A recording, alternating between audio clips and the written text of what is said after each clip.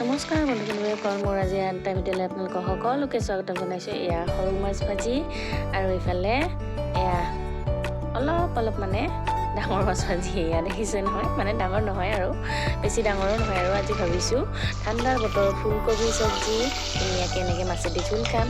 সেইকাৰণে প্ৰথমতে এয়া পিঁয়াজ জলকীয়া অকণমান ভাজি লৈছোঁ। তাৰপিছত ঘৰৰ মূলা দেখিছে নহয়, ঠাণ্ডাৰ বতৰৰ চব্জিৰ সোৱাদৰ মানে কথাই ক'ব নোৱাৰি আৰু এনেকুৱা টেষ্টি চব্জি পোৱা যায়। এয়া মূলা ভাজি, ঘৰৰে মূলা, একদম তাজা মূলা উঠাই লৈ আহিলোঁ, কুটি লৈছোঁ আৰু এতিয়া মূলা ভাজি বনাম। এয়া লৈছোঁ মূলাখিনি দিয়াৰ পিছতে তাতে নিমখ হালধি দি দিলোঁ ধুনীয়াকৈ।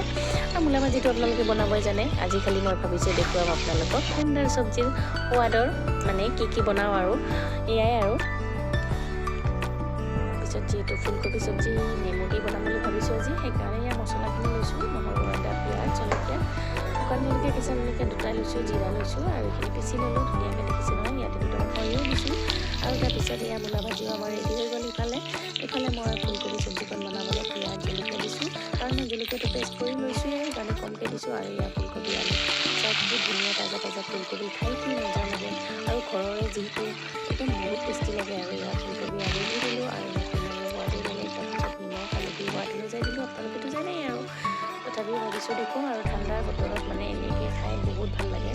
ঠাণ্ডা বতৰ, আকৌ ঠাণ্ডাৰ বতৰত যিখিনি চব্জি সেই যদি এনেকৈ বনোৱা হয় চিম্পুলকৈ, বেছি মছলাও নালাগে। মই যিখিনি দিছোঁ এনেকৈ চিম্পুলকৈ বনাইছোঁ। আৰু এইফালে সৰু মাছৰ ভাজি পালেতো আৰু একোৱেই নালাগে। আৰু তাৰপিছত এয়া মূলা ভাজি ৰেডি, সৰু মাছৰ ভাজিও ধুনীয়াকৈ পিঁয়াজ জলকীয়া দি ধুনীয়াকৈ ভাজি লৈছোঁ।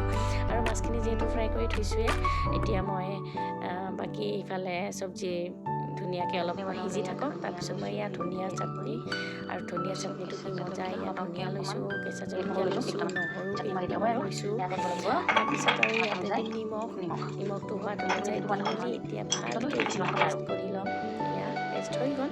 আৰু ইয়াতে দিম নেমুৰ ৰস। আজি মানে একদম নেমুৰ ৰসেদিয়ে চব্জিও বনাম, চাটনিও বনাম, তেতিয়া খাই বহুত ভাল লাগে। আৰু কাৰণ বিলাহীখিনি আজিকালি নাজানো কিয় ঘৰত লগোৱাটো নহয়, যদিও ঠাণ্ডাৰ বতৰৰ বিলাহী, তথাপিও ইমান এটা টেঙা নহয়। সেইকাৰণে নেমু দি খালে বহুত ভাল লাগে। সেইকাৰণে ইয়াতে চাটনিখনত যেনিবা বিলাহী দিয়া নাই, মই নেমু চেপি দিছোঁ, কিন্তু চব্জিখনত দিছিলোঁ, কিন্তু তথাপিও টেঙা নহয় যে, সেইকাৰণে নেমু দি বনাম আজি ধুনীয়াকৈ। আৰু এইফালে আমাৰ বিয়া ভাজিখিনি ধুনীয়াকৈ ৰেডি হৈ গ'ল, ভাজি চাটনি। এইফালে আমাৰ ফুলকবি আলুখিনি সিজি আহিলে, ভালকৈ মই ঢাকি সিজাই লৈছোঁ, সিজি আহিলে ভালকৈ। এতিয়া মই এইখিনি অলপ ভালকৈ লৰাই দি মেলি, মই যে কৈছোঁ নেমু দি জোল বনাম বুলি, সেইকাৰণে নেমু কাটি লৈছোঁ, দেখিছে নহয়। আৰু নেমুখিনিও একদম ঘৰৰ পৰা তাজা ছিঙি লৈ আহিছোঁ।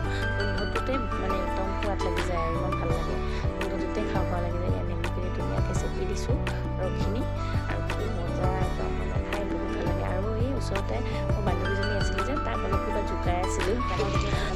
সেয়াই আৰু এনেকৈ কেতিয়াবা হাঁহি মাতি শুনালেও ভাল লাগে। তাইও আহিছে, তাৰ লগতে কথা পাতোঁতেই জোলখনৰ ৰেডি হ'বই। আৰু তাই আৰু স্পেচিয়েলকৈ মোৰ কাৰণে এয়া ফুলৰ ভাজি আৰু কিবাকিবি আনি দিছে, আৰু কিবাকিবি ভাজি এনেকৈ। আৰু এইফালে চাওক, মোৰ ধুনীয়াকৈ আজি মানে ভাতৰ থালিখন এতিয়া ৰেডি কৰি ল'ম। আৰু আপোনালোকেও এনেকৈ ঠাণ্ডাৰ বতৰত এনেকৈ বনাই খাবচোন, খাই বহুত ভাল লাগে।